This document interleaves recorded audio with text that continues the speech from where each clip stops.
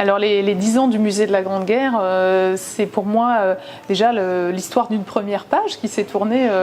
tous ensemble avec énormément d'aventures humaines, de rencontres, de partages, de rencontres avec le public, avec une moyenne de 100 000 visiteurs avant, ce qui est vraiment le principal gage de réussite, c'est qu'on a réussi à faire cette rencontre avec l'histoire, et puis surtout des rendez-vous réussis à l'occasion des commémorations du centenaire, qui ont été à un moment un peu incroyable d'énergie, de mobilisation autour de l'histoire, et auquel évidemment le musée de la Grande Guerre a pu participer. Ces 10 ans, c'est aussi un peu comme un enfant, là, ce musée qu'on a vu naître, qu'on a vu grandir, qu'on a vu apprendre à marcher et à fonctionner pour aboutir là où il en est aujourd'hui.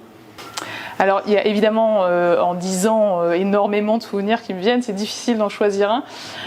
Mais ce qui m'est venu le plus spontanément, c'est le souvenir du 11 novembre 2018, un très très grand moment de rassemblement.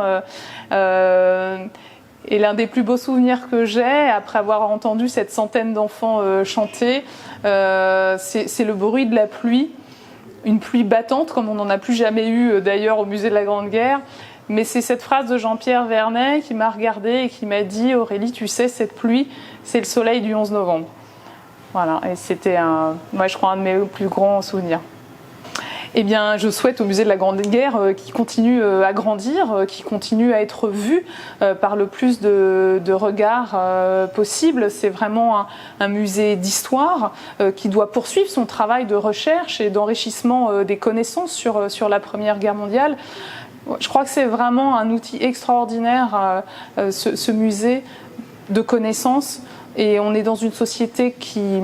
à mon sens, manque parfois d'enracinement, et on a vraiment là un outil qui doit continuer à être connu, à être vu pour s'enraciner et pour faire que ce rêve un peu fou qui a été celui des poilus, que ce soit la DER des DER, faire qu'en tout cas on s'en souvienne et qu'on travaille tous ensemble à ce qu'un jour il y ait une DER des DER.